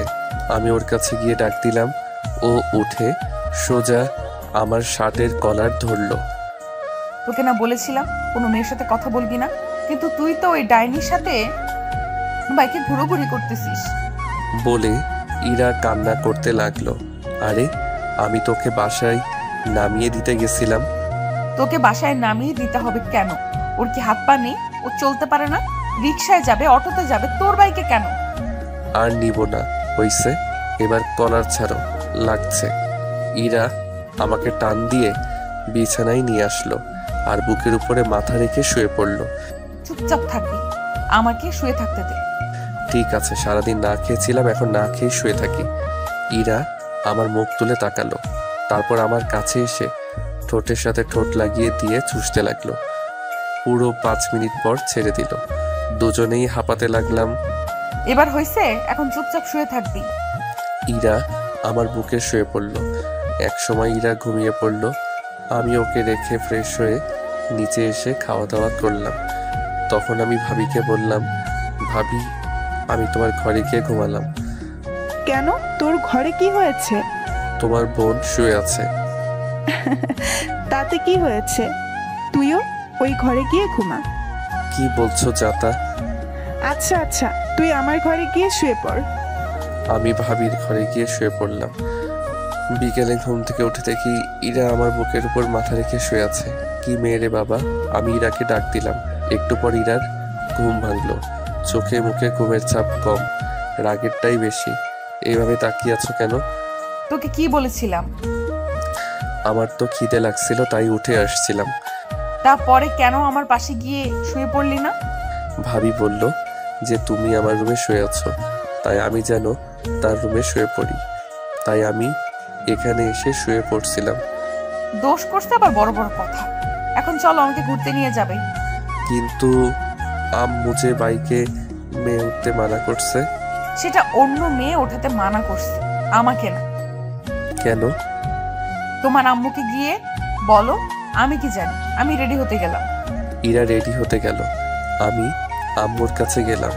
আম্মু, আমি কি ইরাকে বাইকে নিব? শুধু ইরাকে নিবি, আর ওকে যদি না নিস তাহলে তোর বাইক চালানো বন্ধ। ধুর, কিছুই বুঝি না। কি বলো তোমরা? বাইকটা বের করে দাঁড়িয়ে রইলাম। একটু পর ইরা এসে আমাকে শক্ত করে জড়িয়ে ধরলো। দুজনে পার্কের দিকে গেলাম। ইমন, গাড়ি দাঁড় করাও, আমি আইসক্রিম খাবো। আমি গাড়ি দাঁড় করিয়ে ওকে আইসক্রিম কিনে দিলাম। তুমি এখানে একটু দাঁড়াও, আমি ভিতর থেকে আসছি। আচ্ছা, তাড়াতাড়ি আসো। আমি পার্কের ভিতরে এসে দেখি মিতু বসে আছে। আমি ওর পাশে গিয়ে দাঁড়ালাম। কিরে, কখন এলি? একটু আগে। বস। না, বসবো না। কি বলবি বল, আমাকে একটু তাড়াতাড়ি যেতে হবে। I love you. আমি সত্যি সত্যি তোকে অনেক অনেক ভালোবাসি। আমাকে ফিরিয়ে দিস না প্লিজ। মিতুর কথা শুনে আমি তো পুরাই থ হয়ে গেলাম। তখনই কে যেন আমাকে টান দিয়ে মিতুর থেকে আলাদা করে দিল। পিছনে তাকিয়ে দেখি ইরা। ঠাস ঠাস ঠাস 2-3টা পড়ে গেল গালে। মাথাটা ঝিমঝিম করছে। কুত্তা, এই তোর কাজ? অন্য মেয়ের সাথে লটর পটর করা? তখন ইরাকে মিতু বলল, এই, তুই ওকে মারলি কেন? আমি এখানে তোমার সাথে কথা বলছি না, চুপ থাকলে ভালো হয়। মানে কি বলতে চাস? আর তুমি কোন সাহসে মারলে ওকে? ইরা মিতুকে চর মেরে বসলো। আমি তো দেখেই অবাক। বলছিলাম না চুপ থাকতে? ইরাকে সাইডে নিয়ে আসলাম। তুমি ওকে মারলে কেন? তুই ওকে জড়িয়ে ধরেছিলিস কেন? ভেবেছিলাম আমার ভালোবাসা দিয়ে তোমাকে আবার কাছে টেনে নিব, কিন্তু আমি ভুল ছিলাম। তুমি হয়তো আমাকে আর ভালোবাসো না। আসলে আমি পাগল। কেন যে ভেবেছিলাম তুমি হয়তো আমাকে আগের মতো ভালোবাসো, তাই তো তোমার কাছে নিজের ভালোবাসাটা জাহির করতে গেছি। হয়তো আমার কপালে তোমার ভালোবাসা নেই। আসলে আমার মতো মেয়েকে হয়তো ভালোবাসার যোগ্যও নয়। পারলে ক্ষমা করে দিও। ইরা কাঁদতে কাঁদতে মিতুর কাছে আসলো আর বলল, আপু, পারলে আমাকে ক্ষমা করে দিয়েন। আসলে আমি এতদিন একটা ভুল ধারণা নিয়ে বেঁচেছিলাম, সেটা আজ ভেঙে গেল। আসলে কি জানেন, কাউকে ভালোবাসাটা সহজ, কিন্তু বিপরীত মানুষটার ভালোবাসা পাওয়াটা অনেক সময় কঠিন হয়ে যায়। আবার সম্ভব নয়, সম্ভব হয়ও না। যেটা আজ আমার থেকে হয়তো কেউ ভালো বুঝবে না। এমন খুব ভালো ছেলে, আপনাকে অনেক ভালো রাখবে। মাঝে মাঝে শয়তানি করে, কিন্তু জানেন কি, ওর এটাই আমাকে বেশি টানে। আপনি হয়তো ভাবছেন আমি এসব কেন বলছি। আপনি হয়তো এটাও ভাবছেন যে ইমনকে আমি আপনার থেকে কেড়ে নিব। সেটা নিয়ে ভাববেন না, আমি আপনাদের পথের কাঁটা হব না। ভালো থাকবেন। আর রাগের মাথায় তখন আপনাকে অনেক কিছু বলে ফেলেছি, পারলে মাফ করে দিন প্লিজ। কথাটা বলে ইরা ওখানে থেকে কান্না করতে করতে চলে আসলো। আমি বাইক নিয়ে ইরার পিছন পিছন বাসায় আসলাম। ইরা ওর রুমে ঢুকে গেল। আমি নিজের রুমে গিয়ে শুয়ে পড়লাম। ধর, কি করতে গেলাম আর কি হয়ে গেল। আমাকে ইরাকে বলতেই হবে সত্যিটা। আমি ইরার রুমের সামনে গিয়ে দাঁড়ালাম। ভিতর থেকে কান্নার শব্দ শুনতে পেলাম। ইরা হয়তো কাঁদছে। নিজেকে কেমন যেন অপরাধী মনে হচ্ছে। আমি ইরাকে ডাকতে শুরু করলাম, কিন্তু ইরা দরজা খুলল না। আমি দরজা ধাক্কাধাক্কি করতে লাগলাম। ইরা দরজা খুলল। তখন ইরা বলল, প্লিজ আমায় একটু একা থাকতে দিন। যদি আপনি আর একবার এখানে এসেছেন তাহলে আমি এক্ষুনি এই বাসা ছেড়ে চলে যাব। কথাটা বলেই ইরা দরজা বন্ধ করে দিল। আমি রুমে চলে আসলাম। একটু পর ভাবি খাওয়ার জন্য ডাকলো। গিয়ে দেখি ইরা নেই। তখন আম্মু বলল, ইরার সাথে তোর কি হয়েছে? কই কিছু হয়নি তো। তাহলে ও কান্না করছে কেন? আমি আর কিছু বললাম না, মাথা নিচু করে রইলাম। খেতে ইচ্ছে করছিল না, তাই না খেয়ে নিজের রুমে চলে আসলাম। চোখ বন্ধ করে শুয়ে আছি। একটু পর মাথায় কারো হাতের স্পর্শ পেলাম। চোখ খুলে দেখি ভাবি। আমার ভাইটার বুঝি মন খারাপ? না ভাবি, এমনি ভালো লাগছে না তাই। আমাকে বুঝি বলা যাবে না, তাই না? আসলে তেমন কিছু না, মাথাটা খুব ব্যথা করছে, তাই খুব খারাপ লাগছে। তুই চিন্তা করিস না, আমি সব ঠিক করে দেব, তুই এখন ঘুমা। কথাটা বলেই ভাবি চলে গেল। আমি চুপ করে শুয়ে রইলাম। চোখে ঘুম নেই। চোখ বন্ধ করলেই ইরার হাসি মুখটা সামনে আসছে। যে করেই হোক ওকে আমাকে পেতেই হবে। ওকে আর আমার থেকে দূরে যেতে দিব না। চিৎকার করে বলতে ইচ্ছে করছে, ইরা আমি তোমাকে ভালোবাসি। কাল যে করেই হোক ওর থেকে ক্ষমা চাইতে হবে। দরকার পড়লে ওর পায়ে পড়ব, কিন্তু ওকে নিজের থেকে দূরে যেতে দিব না। সারা রাত ঘুম হয়নি। ভোর রাতে ঘুমিয়ে পড়লাম। সকালে ঘুম থেকে উঠে ফোনটা হাতে নিয়ে দেখি 11টা বাজে। আমি তাড়াতাড়ি করে ইরার রুমে গেলাম। গিয়ে দেখি রুম ফাঁকা, ইরার জামা কাপড় কিছুই নেই। আমি দৌড়ে নিচে আসলাম। ভাবি ভাবি ভাবি, কি হয়েছে? ইরা কই? ও আজ সকালে চলে গেছে। অনেক আটকানোর চেষ্টা করেছি কিন্তু পারিনি। কয়টা ট্রেনে? 10টা 30-এ। আমি তাড়াতাড়ি করে বাইকটা বের করে স্টেশনের দিকে বেরিয়ে পড়লাম। সাবধানে যাস। স্টেশনে গিয়ে দেখি ট্রেন চলে গেছে। সাইডে বেঞ্চে বসে পড়লাম। চোখের কোণ দিয়ে এক ফোঁটা জল মাটিতে পড়ল। নীরবে বসে কাঁদতে লাগলাম। আজ আমার ভুলের জন্যই ইরা আমার থেকে দূরে চলে গেল। একটু পর ভাবির ফোন আসলো। হ্যালো ভাবি। কি হয়েছে তোর? তোর কণ্ঠটা এমন শোনা যাচ্ছে কেন? না কিছু না, বলো কি বলবা? পেলি ওকে? না ভাবি। আচ্ছা তুই বাসায় আয়, তোর সাথে কথা আছে। আচ্ছা, আমি এখনই আসছি। বাইকটা নিয়ে বাসার দিকে যেতে লাগলাম। মুখের সামনে শুধু ইরার ছবিটা ভেসে উঠছিল। তখনই হঠাৎ করে কোথা থেকে যেন একটা রিক্সা বাইকের সামনে চলে আসে। আমি কন্ট্রোল সামলাতে না পেরে বাইকটা রিক্সার সাথে লাগাই দিই। চোখ খুলে দেখি মাথায় হাত আর পায়ে ব্যান্ডেজ। ভাবি সাইডে বসে আছে। ভাবি তোমরা এখানে?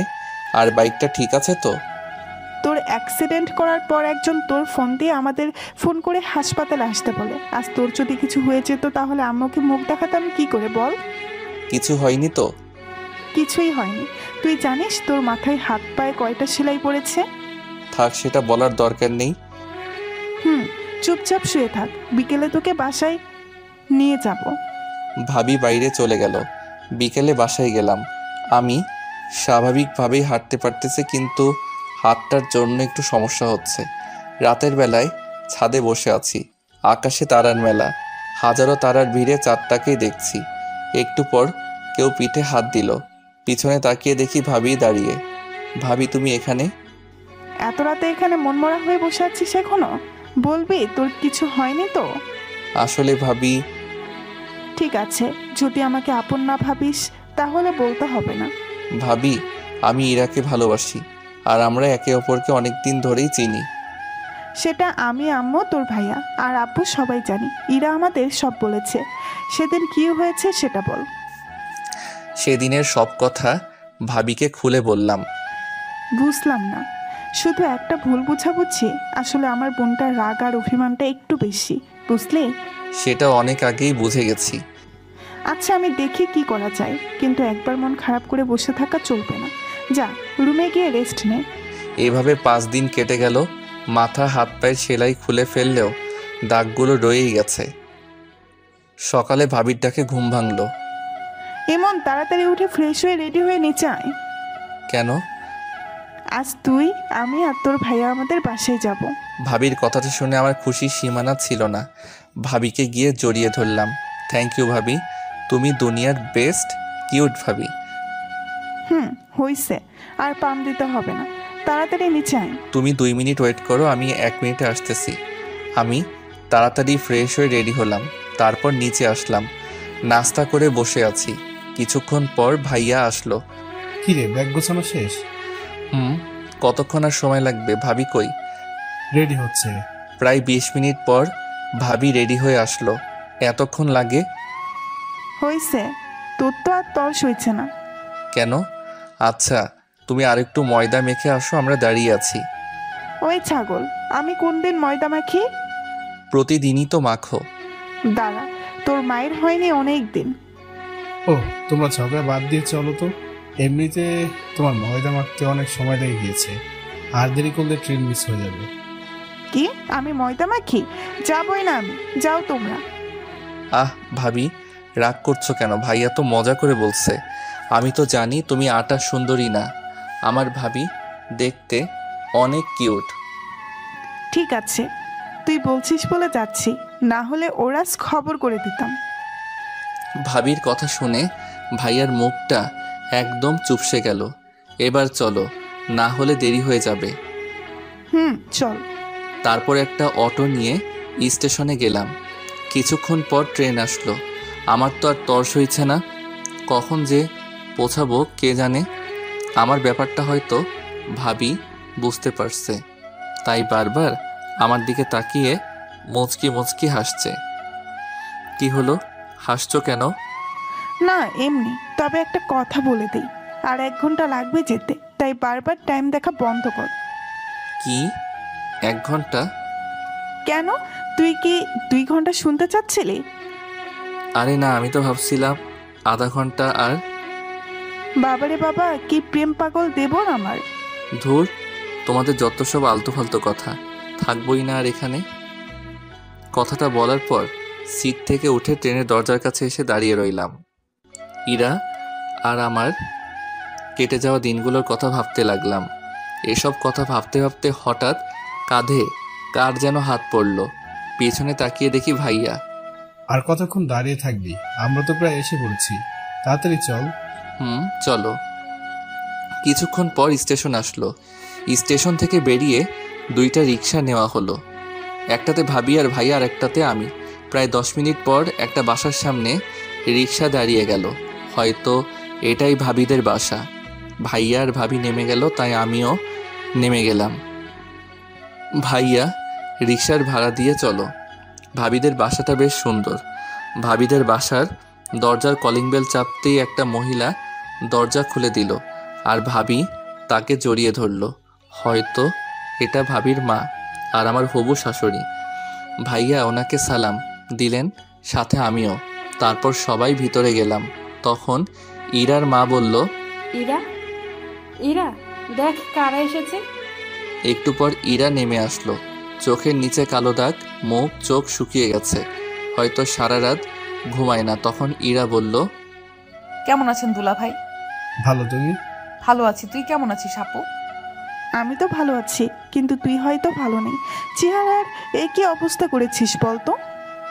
ঠিকই বলেছিস, তোদের ওখান থেকে আসার পর সারাদিন মনমরা হয়ে বসে থাকে, কারো সাথে কথা বলে না, খেতে ডাকলে বলে খেতে ইচ্ছে করছে না। আমি কি করব বল, ওকে নিয়ে খুব দুশ্চিন্তায় আছি। আচ্ছা ঠিক আছে, তুমি টেনশন নিও না, এখন আমি এসে গেছি না, সব ঠিক করে দিব। ইরা, ইমনকে দোতলার রুমটা দেখিয়ে দে। এতক্ষণ পর ইরার চোখ আমার উপর পড়ল। কিছুক্ষণ আমার দিকে তাকিয়ে রইল, তারপর আবার মাথা নিচু করলো। তারপর সামনের দিকে হাঁটতে লাগলো। আমি ওর পিছন পিছন হাঁটতে লাগলাম। কিছুক্ষণ পর একটা রুমের সামনে গিয়ে দাঁড়ালো আর বলল, এটা আপনার রুম। ইরার মুখে আপনি কথাটা শুনে অনেক খারাপ লাগলো। আচ্ছা। ইরা পাশের রুমে ঢুকে গেল, হয়তো ওটা ওর রুম। ফ্রেশ হয়ে শুয়ে রেস্ট নিতে লাগলাম। কিছুক্ষণ পর ভাবি এসে খাওয়ার জন্য ডাকলো। গিয়ে দেখি রাজকীয় খাওয়া দাওয়ার ব্যবস্থা করা হয়েছে। আমরা আসার সময় কিছু লোক থাকলেও এখন বাসায় অনেক লোক। আমি গিয়ে ভাইয়ার পাশে বসলাম। দুজনকে মরার মতো খাওয়ানো হলো। ভাইয়া ওদের জামাই ভাইয়াকে খাওয়াক, কিন্তু আমাকে এত খাওয়ানোর কি দরকার ছিল? কোনো মতে রুমে এসে শুয়ে পড়লাম। আহ কি ব্যথা, পেটটা মনে হয় ফেটে যাবে। সবাই জোর করে ভালোই খাইয়েছে। ভাইয়ার যে কি অবস্থা হচ্ছে কে জানে। আহ ব্যথা। হঠাৎ কে যেন রুমে ঢুকলো। তাকে দেখি একটা মেয়ে। ভাইয়া আসতে পারি? আসো। এই নিন। হাতে একটা 7 আপের বোতল ধরিয়ে দিয়ে, যাক মেয়েটা মনের কষ্ট বুঝছে। তোমাকে তো ঠিক চিনলাম না। আমার নাম সিন্তি, আমি আপনার ভাবির চাচাতো বোন। ও আচ্ছা। ভাইয়া একটা কথা বলবো? বলো। আপনার কপালে আর হাতে কিসের দাগ? আমি কিছুদিন আগে অ্যাক্সিডেন্ট করেছিলাম, এগুলো তারই ভালোবাসা। আচ্ছা ভাইয়া, আমি এখন আসি, আপনি রেস্ট নিন। সিন্থি চলে গেল। আমি বেশ বুঝতে পারছি ওকে ইরাই পাঠিয়েছে আমার কি হয়েছিল শোনার জন্য। আমি মনে মনে হেসে উঠলাম। খুব ক্লান্ত লাগছিল, তাই ঘুমিয়ে পড়লাম। বিকেলে ভাবির ডাকে ঘুম ভাঙলো। কি হয়েছে ভাবি, ডাকতেছো কেন? ঘুরতে যাব, চলো। যাও তোমরা, আমি যাব না। ও, ইরাও যাবে আমাদের সাথে। তুই যাবি না? ঠিক আছে। কি? দাঁড়াও, আমি এক্ষুনি রেডি হচ্ছি। ছাগল, তাড়াতাড়ি কর। আমি রেডি হয়ে নিচে গিয়ে দেখি সবাই দাঁড়িয়ে আছে। তারপর বাইরে গিয়ে 2টা রিক্সা নেওয়া হলো। একটাতে ভাবি আর ভাইয়া, আর একটাতে আমি আর ইরা। ইরা রিক্সার এক কোণে, আমি এক কোণে। ইরা অন্যদিকে তাকিয়ে আছে আর আমি ইরার দিকে। হঠাৎ একটা গর্তে চাকা পড়ায় ইরা আমার কাছে চলে আসলো। আমি ইরার হাতের উপর যেই হাত দিতে যাব, অমনি ও হাত সরিয়ে নিল। তারপর সবাই পার্কে গেলাম। ভাইয়া আর ভাবি এক জায়গায় বসে বাদাম খাচ্ছে আর গল্প করতেছে, আর এদিকে আমি শুধু বাদাম খাচ্ছি আর ইরা আনমনা হয়ে বসে আছে। একটু পর একটা ছেলে এসে ইরার পাশে দাঁড়ালো আর ইরাকে বলল, কিরে কেমন আছিস? ভালো, তুই? ভালো। এটা কে? এটা দুলা ভাইয়ের ভাই। ও আচ্ছা, হঠাৎ এখানে? এমনি ঘুরতে আসলাম বস। ছেলেটি ইরা আর আমার মধ্যে বসে ইরার সাথে গল্প করতে লাগলো। আমি চুপচাপ ওদের কথা শুনতে লাগলাম। ইরা এতক্ষণ চুপ করেছিল, কিন্তু এখন ছেলেটার সাথে হেসে কথা বলছে। এটা দেখে মাথায় রক্ত উঠে গেল। মনে হচ্ছে ছেলেটাকে উড়াধুরা দেই, কিন্তু কি করব, ইচ্ছা থাকলেও উপায় নেই। ভাইয়া ভাবি দেখলে খারাপ ভাববে। তখনই দেখলাম একটা মেয়ে দূরে বসে একলা ফোন টিপতেছে। দাঁড়াও, আমাকে রাগানো? এবার দেখাচ্ছি। আমি ওদের ওখান থেকে উঠে মেয়েটার কাছে আসলাম আর মেয়েটাকে বললাম, কারো জন্য অপেক্ষা করছেন? কেন বলুন তো? না, একা বসে বসে আছেন তাই বললাম। একা বসে থাকলে কি কারোর জন্য অপেক্ষা করা হয়? আসলে সেটা না, কিন্তু এখানে তো কেউ একা আসে না তাই বললাম আর কি। ও, তাহলে আপনিও একা আসেননি? একা আসিনি সেটা ঠিক, কিন্তু একাই আছি। আপনার কথা ঠিক বুঝলাম না। অত বুঝে কি হবে বলেন তো, আমি ইমন। আমি নিশি। আমার কথার উত্তরটা কিন্তু পেলাম না। কোনটা? এই যে কারোর জন্য অপেক্ষা করছেন কি না? না, তেমন কেউ নেই। ও, আপনার কেউ আছে? জি আছে। কে সে? ওই যে দেখছেন একটা ছেলের পাশে একটা মেয়ে বসে আছে, ওইটা। মানে আপনার গার্লফ্রেন্ড আরেকজনের সাথে বসে কথা বলছে আর আপনি এখানে বসেছেন? ব্যাপারটি ঠিক হজম হলো না। সে অনেক কাহিনী, অন্য একদিন বলবো। ফ্রেন্ডস। ফ্রেন্ডস। আমি নিশির সাথে গল্প করতে লাগলাম। এদিকে ইরা রিয়াদের সাথে কথা বলা বাদ দিয়ে আমার এর দিকে তাকিয়ে আছে। তখন রিয়াদ বলল, কিরে কি হলো, ওইদিকে কি দেখিস? কিছু না। তোর কি হয়েছে বলতো? কিছু হয়নি, তুই যা, আমি পরে বলবো, এখন আমার ভালো লাগছে না। রিয়াদ চলে গেল। ইরা ইমনকে কষ্ট দিতে গিয়ে এখন নিজেই কষ্ট পাচ্ছে। ইমনকে ওই মেয়েটার সাথে হেসে হেসে কথা বলতে দেখে ইরার আর সহ্য হলো না। সে তার আপুর কাছে গেল। তখন তার আপু বলল, কি রে, তুই এখানে? ইমন কই? আছে, চল বাসায় যাব। এক্ষুনি? একটু পর যাই, তুই বস এখানে। বলছি না বাসায় যাব, তাড়াতাড়ি ওঠ। দুলা ভাই ওঠেন তো। আচ্ছা, ইরা যখন বলেছে চলো চলে যাই, কিন্তু ইমন কই? আপনারা দাঁড়ান, আমি ডেকে আনছি। ইরা ইমনের কাছে আসলো। কথা বলা শেষ হলে চলুন বাসায় যাব। আচ্ছা চলো। আমি নিশিকে বলে চলে আসলাম। আসার সময় অবশ্য ওর নাম্বারটা নিয়ে এসেছি। বাসায় আসলাম। আসার সময় অবশ্য ইরার মুখটা দেখার মতো ছিল। মাঝে মাঝে আমার দিকে রাগি লোকে তাকাচ্ছিল, মনে হচ্ছে চোখ দুটো দিয়ে খেয়ে ফেলবে। বাসায় এসে ফ্রেশ হয়ে নিচে গেলাম। সবাই একসাথে খাওয়া দাওয়া করলাম। ইরাও ছিল সাথে। রাতে ঘুম আসছিল না, তাই ছাদে গিয়ে দাঁড়ালাম। পকেট থেকে একটা সিগারেট বের করে ধরালাম আর রাতের আবহাওয়াটা উপভোগ করতে লাগলাম। সিগারেট খাওয়াটা আমার নেশা না, দিনে 1টা থেকে 2টা না খেলে নাই। হঠাৎ একটু পর কারো পায়ের আওয়াজ পেলাম। সিগারেটটা লুকিয়ে ফেললাম। ইরা ছাদে উঠল। সিগারেটটা দূরে ফেলে দিতে চাইলাম, কিন্তু দিলাম না, দেখিও কি করে। ইরা ছাদের এক কোণে চলে গেল। আমি ওখানে দাঁড়িয়েই সিগারেট খেতে লাগলাম। তখন ইরা বলল, এটি কি আপনার বাসা যেখানে সিগারেট খাচ্ছেন? না, কেন? এখানে সিগারেট খাওয়া বারণ নাকি? হ্যাঁ বারণ। আর এই ছাদে যার তার আসা এলাও না। এক্ষুনি নেমে যান। তাহলে আমি যার তার এর মধ্যে পড়ি? হ্যাঁ, আমার তো সেটাই মনে হয়। ও ভালো তো, কথায় ভালোই বিষ ঢালতে শিখে গেছো। যাই হোক, আমি নেমে যাচ্ছি। কথাটা বলেই নিচে চলে আসলাম। ইরাদের বাসার পাশে একটা চায়ের দোকান আছে। ভাবিকে বলে ওখানে গেলাম।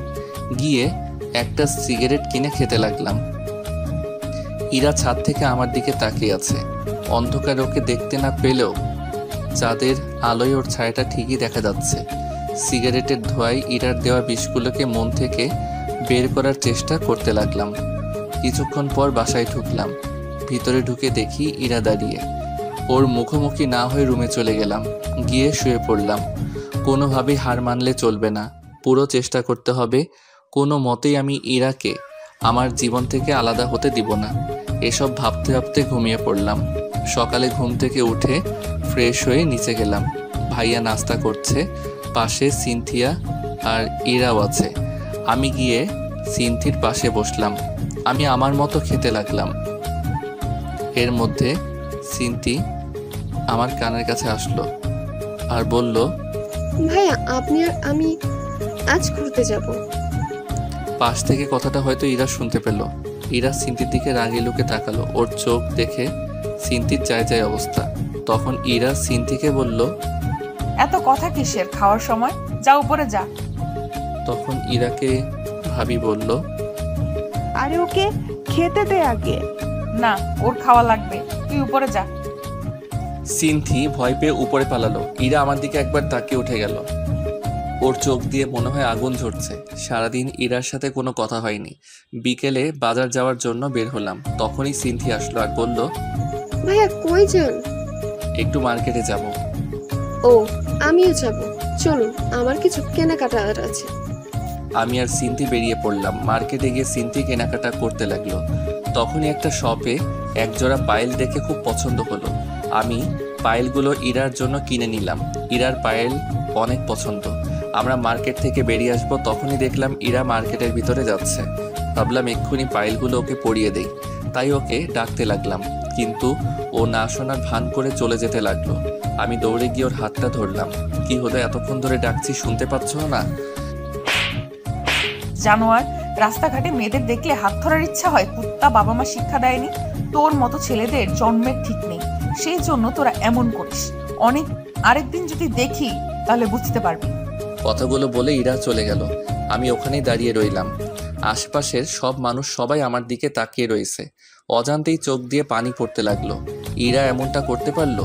হয়তো ভুলটা আমারই, কিন্তু আমার বাবা মা নিয়ে না বললেই পারতো। আজ বুঝে গেলাম ওর মনে হয় আমি আর নেই। হঠাৎ করে কাঁধে কারো হাতের স্পর্শ পেলাম। তাড়াতাড়ি করে নিজের চোখের জল মুছে ফেললাম। তাকিয়ে দেখি সিনথি। ভাইয়া, আপু তোমার সাথে এমন করলো কেন? আমি ভাবতেও পারিনি আপু এমন করবে। তুমি তো খারাপ কিছু করনি। আরে বাদ দাও, আমি কিছু মনে করিনি। সেটা তোমার চোখ দেখেই বুঝতে পারছি। আমি আপুর ব্যাপারে অনেক লজ্জিত। আমি আপুর হয়ে তোমার কাছে ক্ষমা চাইছি। আরে কি বলছো? তুমি কেন ক্ষমা চাইছো? তুমি তো কিছু করনি।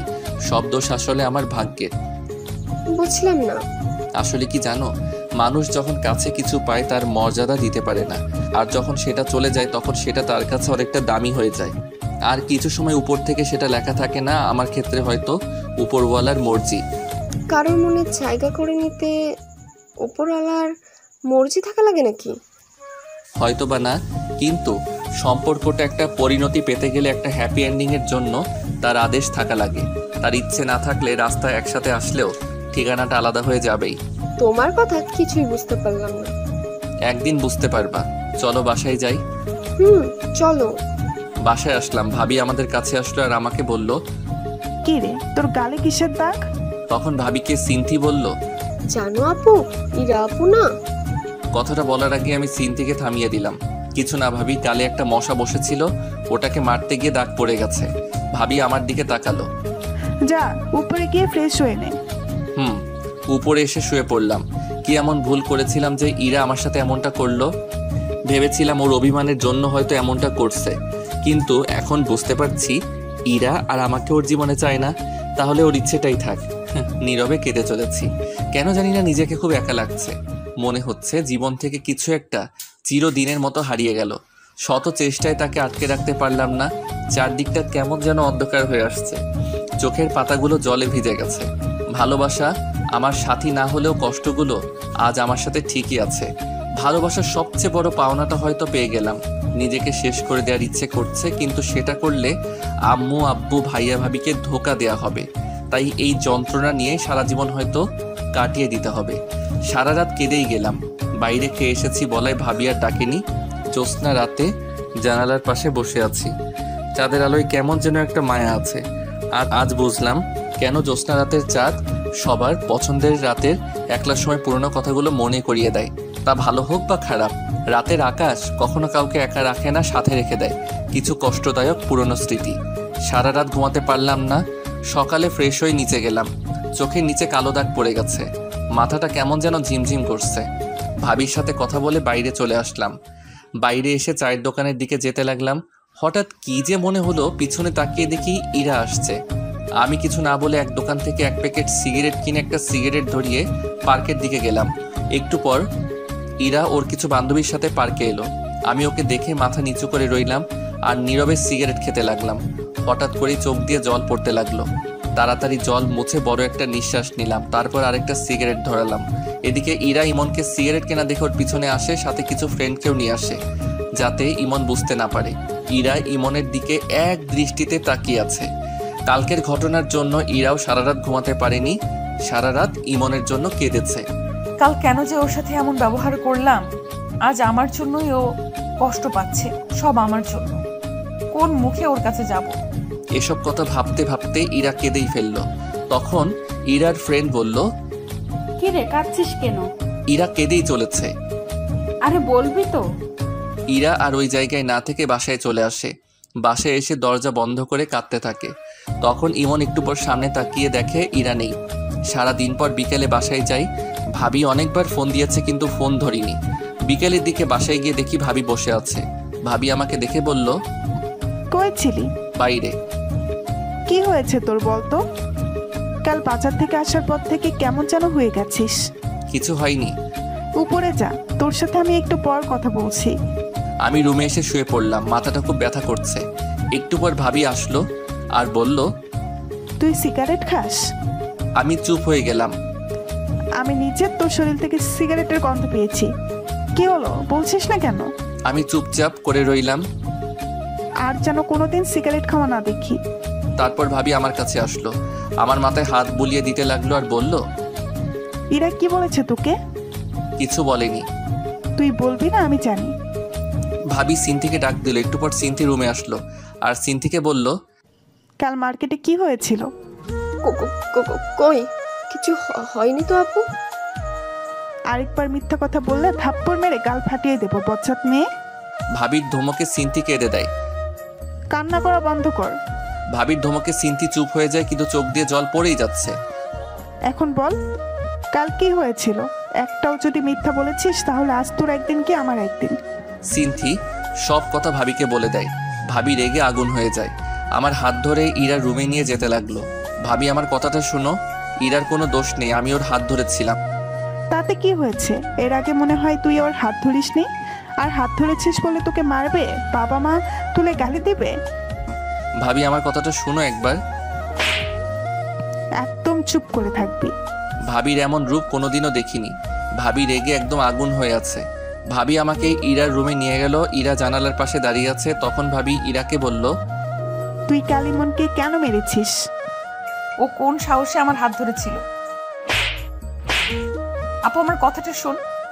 চুপ, তোকে নিজের বলতে ঘৃণা করছে। তুই জানিস সীমন্তকে কতটা ভালোবাসে, তাও তুই ওকে অপমান করলি, ওর বাবা মা নিয়ে গালি দিলি। ওর বাবা মা এখন আমারও বাবা মা। তুই এতটা নিচ হয়ে গেছিস জানতাম না। ইরা নীরবে কান্না করে যাচ্ছে। আজ থেকে তোর সাথে আমার কোনো সম্পর্ক নেই। আমারই ভুল, আমি কেন ইমনকে এখানে আনতে গেলাম। কালকে আমরা এখান থেকে চলে যাব, তারপর আরো কোনোদিন এই পাশে আসবো না। ইরা কোনো কথা বলছে না, শুধু কান্না করছে। তখন ভাবি ইমনকে বলল, ইমন ভাই, আমাকে মাফ করে দে। আমার বোন এমনটা করবে আমি ভাবতেও পারিনি। আমি ওর হয়ে তোর কাছে মাপ চাইছি। কি করছো ভাবি? তুমি আমার বড়, তোমার মাপ চাওয়া মানায় না। ভাবি ওখান থেকে চলে গেল। আমি ইরার দিকে একবার তাকালাম। ইরা আমার দিকে তাকিয়ে আছে, চোখ দিয়ে জল পড়ছে, যেন কিছু বলতে চাইছে। ওর মুখটা খুব মায়াবী লাগছে, কিন্তু এই মায়ায় আর জড়িয়ে লাভ নেই। আমার রুমে চলে আসলাম। একটু পর ভাবি এসে আমার কাপড় গুছিয়ে দিতে লাগলো। ভাবি, ও তো তোমার নিজের বোন, তুমি কি ওর সাথে কথা না বলে থাকতে পারবা? এইরকম বোনের দরকার নেই যে মানুষকে মানুষ মনে করে না। কিন্তু ভাবি। চুপ, একটাও কথা বলবি না। সব কাপড় গুছিয়ে দিয়েছি, কাল সকালে তাড়াতাড়ি বের হবে। ঘুমিয়ে পড়। কথাটা বলেই ভাবি বেরিয়ে গেল। রাতে ঘুম আসছে না, জানালার কাছে গিয়ে দাঁড়িয়ে রইলাম। বাইরে হালকা বাতাস বইছে, পরিবেশটা মনোরম মনে হচ্ছে। হঠাৎ করেই ইরার জন্য কেনা পায়েল দুটোর কথা মনে পড়ল। ব্যাগ থেকে পায়েলগুলো বের করে নাড়াচাড়া করতে লাগলাম। ইরার জন্য বসে বসে একটা চিঠি লিখলাম। পায়েল আর চিঠিটা নিয়ে ইরার রুমে গেলাম। দরজা খোলা আছে। ভিতরে গিয়ে দেখি ইরা ঘুমিয়ে আছে। ওর পায়ের কাছে গিয়ে পায়েল দুটো পরিয়ে দিলাম। চিঠিটা পায়েলের সাথে আটকে দিলাম। কিছুক্ষণ ওর খাটের পাশে বসে ওকে দেখতে থাকলাম। ওকে দেখে মন ভরছেই না। অনেকক্ষণ বসে থাকার পর ওর কপালে একটা মায়া এঁকে দিয়ে নিজের রুমে চলে আসলাম। সারা রাত ওর সাথে কাটানো কথাগুলো ভাবতে লাগলাম। কিভাবে যে রাত পেরিয়ে গেল বুঝতেই পারলাম না। সকালে সে ভাবি ডাকলো, ঘুমের ভান করেছিলাম। ভাবি ডাক দেওয়ার একটু পর উঠে ফ্রেশ হয়ে ব্যাগ নিয়ে নিচে গেলাম। যাওয়ার আগে ইরার রুমে গেলাম। ইরা এখনো ঘুমিয়ে আছে।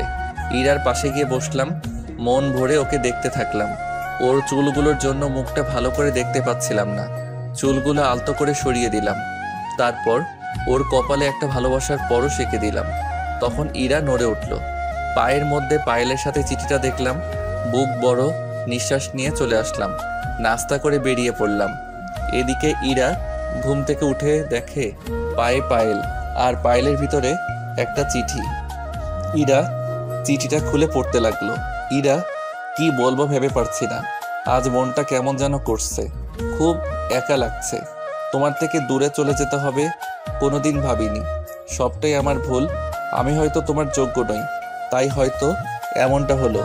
সেদিন তোমার কথাগুলো কথা না বিষ ছিল, যেগুলো আমার মনটাকে ক্ষত বিক্ষত করে দিয়েছে। তোমাকে ভালোবাসার আমার কাছে কোনো কারণ ছিল না, আর ভুলে যাওয়ারও কারণ নেই। তাই তোমাকে কোনোদিনও ভুলতে পারবো না। কিন্তু তুমি আমার থেকে ভালো কাউকে পেলে হয়তো আমাকে ভুলে যাবে। আর আমাকে দেখে যেন পুরনো কথা যাতে না মনে পড়ে, তাই আর তোমার সামনে কোনোদিন আর আমার ভালোবাসা নিয়ে আসবো না। সেটা নিয়ে চিন্তা করো না। পায়েলগুলো দেওয়ার জন্যই সেদিন তোমার হাতটা ধরেছিলাম। আর সেদিন বুঝতে পেরেছিলাম তোমার হাত ধরার ক্ষমতা আমার কোনোদিন হবে না। পায়েলগুলো তোমার জন্য কিনেছিলাম, তাই রেখে দিলে খুশি হব। ভেবে নিও তোমার কাছে এটা আমার শেষ চাওয়া। ভালো থেকো। আর আমার জন্য তোমার আর ভাবির সম্পর্কটা খারাপ হলো, তার জন্য আমি অনেক দুঃখিত। আশা করি আমার থেকে ভালো কাউকে নিজের জীবনে পাবে, যে আমার মতো জানোয়ার হবে না। ইতি, ইমন। ইরা চিঠিটা নিয়ে বুকে জড়িয়ে কাঁদতে লাগলো। জীবনের সবচেয়ে বেশি যাকে ভালোবাসতাম সে আজ দূরে চলে গেল। কি করে বাঁচবো আমি? আমার আর বেঁচে থাকার অধিকার নেই। কেন বাঁচবো আমি? আর কার জন্যই বা বাঁচবো? আমি ভাবি আর ভাইয়া স্টেশনে বসে আছি। 30 মিনিট ধরে ট্রেন আসতে দেরি হচ্ছে। একটু পর ভাবির ফোনে একটা কল আসে। কিছুক্ষণ কথা বলার পর ভাবি চিৎকার দিয়ে ওঠে। কি হয়েছে ভাবি, কাঁদছো কেন? ইমন, ইরা না সুইসাইড করার চেষ্টা করছে। কি বলছো? ইরা কোথায় এখন? আম্মু ওকে হাসপাতালে নিয়ে গেছে। তাড়াতাড়ি চলো। আমরা সবাই হাসপাতালে গেলাম। অজান্তেই চোখ দিয়ে পানি বেয়ে পড়ছে। ভাবি আমার কাছে আসলো আর বলল, কাঁদিস না ভাই আমার। ভাবি পাগলিটার কিছু হয়ে গেলে আমি যে বাঁচতে পারবো না। আমি তো ওর ভালো থাকার জন্য ওর থেকে দূরে যেতে চেয়েছিলাম, কিন্তু ও যে এমনটা করবে, ভাবি ওর কিছু হবে না তো? কিচ্ছু হবে না, আমি ডাক্তারের সাথে কথা বলেছি, ও একদম ঠিক হয়ে যাবে। আমি ওর কাছে যাব ভাবি। একটু পর ডাক্তার চেক আপ করছে, তুই চুপটি করে বস, আমি আসতেছি। ভাবির কথা শুনে কিছুটা হলেও স্বস্তি পেলাম। কিছুক্ষণ পর ডাক্তার বের হলেন আর বলল, আপনারা পেশেন্টের সাথে দেখা করতে পারে, কিন্তু এক এক করে। সবাই দেখা করতে গেল। ভাবি আমাকে আগে যেতে বলল, কিন্তু আমি সবার পরে গেলাম। ইরা শুয়ে আছে। আমি রুমে ঢুকতেই আমার দিকে তাকিয়ে মুখ ঘুরিয়ে নিল। আমি ওর পাশে গিয়ে বসলাম। ওর হাতে ব্যান্ডেজ করা। দুজনেই চুপচাপ। ইরা অন্যদিকে মুখ ঘুরিয়ে আছে। আমি ওর হাতের উপর হাত রাখলাম। ইরা চুপচাপ। দুজনের মুখে কোনো কথা নেই। কি বলবো ভেবে পাচ্ছি না। না, ওকে একটু রাগিয়ে দেখি। আমি কি চলে যাব? আসতে কে বলেছে? কেউ বলেনি। নির্লজ্জের মতো চলে আসছি, এখন ফিরে যাই। চলে যা, লাগবে না তোকে। আরে চিল্লাচ্ছ কেন? যাচ্ছি তো। উঠতে যাব, তখন দেখছি ইরা ফুপিয়ে ফুপিয়ে কান্না করছে। মুখটা কি এদিকে ঘোরানো যাবে? না, যাবে না, চলে যা তুই, কারোর দরকার নেই আমার। সত্যি তো। ইরা চুপ, কান্না করছে। কি হলো? ইরা আমার দিকে ঘুরলো, আমার চোখের দিকে তাকিয়ে আমাকে জড়িয়ে ধরলো। আমার বুকে মুখ গুজে কান্না করতে লাগলো। আরে এত কান্না কেউ করো কেন? চুপ কর, একদম কথা বলবি না। আর একবার যদি আমাকে ছেড়ে যাওয়ার কথা বলছিস তাহলে বুঝতে পারবি। তাহলে সেদিন বাজারে কি বললে? আসলে সেদিন তোমাকে সিনথিয়ার সাথে দেখে মাথা খারাপ হয়ে গেছিল, তাই আবল তাবল বলে ফেলেছি। আমাকে মাফ করে দাও প্লিজ। তুমি যদি মাফ না করো তাহলে আমি আবার কিছু করে ফেলবো। আরে পাগলি, আমি কি তোমার উপর রাগ করে থাকতে পারি? অবশ্য আবার হাত কাটলে ভালোই হবে। কেন? তাতে তোমার ওজনটা যদি একটু কমে। যে মোটু তুমি। কি আমি মোটু? বলেই বুকে কামড়ে ধরলো। আরে আরে লাগছে তো, ছাড়ো। ছেড়ে দিল। এভাবে কেউ কামড় দেয়? ওসব বাদ দাও, এখন একটা কিস দাও তো। কি কিস? এখন না, বিয়ের পর। দিবা কিনা বলো। কেউ এসে পড়বে। তোর গুষ্টি কিলাই। বলেই ইরা আমাকে টান দিল। আমি ইরার উপর পড়ে গেলাম। ইরা ঠোঁটের সাথে ঠোঁট লাগিয়ে দিল। 3 মিনিট পরে ছেড়ে দিল। দুজনেই হাঁপাতে লাগলাম। ইরা আবার ঠোঁটের সাথে ঠোঁট লাগিয়ে দিল। এভাবে 3 বার কিস করলো। শেষমেশ ওকে ধাক্কা দিয়ে নিজের থেকে ছাড়িয়ে নিলাম। ইরা মুচকি মুচকি হাসতে লাগলো। আমি হাঁপাচ্ছি। এমন বারবার কেউ কিস করে? আমি কি জানি। এখনই দম বন্ধ হয়ে যেত। হইছে, ঢং বাদ দাও। আমি ইরার পাশে বসলাম। বিকেলের দিকে ইরাকে বাসায় আনা হলো। গাড়ি থেকে নামার সময় ইরা ডাক দিল, কি হলো? আমার কেমন যে লাগছে, মাথাটাও ঘুরছে, আমি হাঁটতে পারবো না। তো কি করব? কোলে করে নিয়ে যাও। কি বলছো ভাইয়া? ভাবি আছে তো। নিয়ে যাবে কিনা বল। ভাবি তখন আমার কাছে আসলো। কি হয়েছে? বাসায় চল। দেখো না আপু, আমার মাথাটা ঘোরাচ্ছে, কেমন যেন লাগছে। ওকে বলছি কোলে করে নিয়ে যেতে, কিন্তু কিছুতেই নিয়ে যাচ্ছে না। একটা মেয়ে অসুস্থ, ওকে সাহায্য করা বাদ দিয়ে কি বলছিস? যা, উপরে নিয়ে যা। কথাটা বলে ভাবি হাসতে হাসতে চলে গেল। আমি ইরাকে কোলে তুলে নিলাম। ইরা আমার গলা জড়িয়ে ধরলো। ইরাকে ওর বেডে শুয়ে দিলাম। তখন ইরা বলল, আমার পাশে শুয়ে পড়ো। না না, সবাই কি ভাববে? বলছি না শুয়ে পড়ো। ইরা জোর করে ওর পাশে শোয়ালো। আমার বুকে মাথা গুঁজে চুপ করে রইল। কিছুক্ষণ পর, ইমন, হুম, একটা কিস করি। না করি না। এখন না, এখন ঘুমাও। তাহলে মাথায় হাত বুলিয়ে দাও। আমি ইরার মাথায় হাত বুলিয়ে দিতে লাগলাম। কিছুক্ষণ পর ইরা ঘুমিয়ে পড়লো। রাতে ইরাকে খাইয়ে দিলাম। রাতেও ইরা ওর পাশে জোর করে শোয়ালো। ভাবিকে বললাম। ভাবি বলল, ইরা অসুস্থ, ওকে একা রাখা ঠিক হবে না। ভাইয়াও ভাবির সাথে নিল। মাঝরাতে, ইমন শুনছো? কি হলো? ছাদে যাব, চলো। রাত 1টা বাজে, এখন ছাদে গিয়ে কি করবা? চাঁদ দেখবো, চলো না। কাল গেলে হয় না? না হয় না, চলো এক্ষুনি। চলো। আরে আরে, আমি হাঁটতে পারবো না, কোলে নিয়ে যাও। ইরাকে কোলে করে ছাদে নিয়ে গেলাম। দুজনে দোলনায় বসলাম। ইরা আমার কাঁধে মাথা রাখলো। মুহূর্তটা চাওয়ার কিছু ছিল না মনে হয়। সময়টা এখানে থেমে যাক আমাদের এই মুহূর্তে। ইমন, আবার কি হলো? আর ছেড়ে যাবে না তো?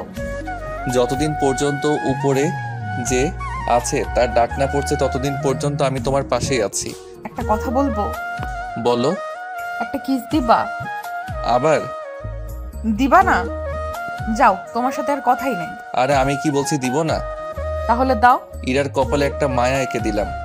এরকম করে কেউ কিস দেয়? তাহলে কেমন করে দেয়? দাঁড়াও দেখাচ্ছি। ইরা আমার কাছে আসলো। ইরার নিঃশ্বাসের শব্দ স্পষ্ট শুনতে পাচ্ছিলাম। ইরার ঠোঁট আমার ঠোঁটের কাছাকাছি। কেমন যেন একটা অদ্ভুত অনুভূতি কাজ করতে লাগলো। ইরার ঠোঁটের সাথে ঠোঁট লাগিয়ে দিলাম। ইরা আমাকে জড়িয়ে ধরলো। কিছুক্ষণ পর ছেড়ে দিলাম। ইরা আমাকে আমার কোলে মাথা রাখলো। দুজনে চন্দ্রবিলাস করতে লাগলাম। ভালোবাসায় প্রত্যেকটা মুহূর্ত একটা অদৃশ্য সম্পদ। ভালোবাসায় হারানোর কিছু নেই। সব সময় প্রকৃত ভালোবাসা হয় না, কিছু সময় মানুষ মোহের শিকার হয় আর সেটাকেই ভালোবাসা ভেবে বসে। প্রকৃত ভালোবাসায় শেষে গিয়ে শুধু থেকে যাবে দুটি মন, আর জীবনের শেষ মুহূর্ত পর্যন্ত তাদের ভালোবাসা। হাই বন্ধুরা, গল্পটা কেমন লাগলো অবশ্যই কমেন্ট করে জানাবেন।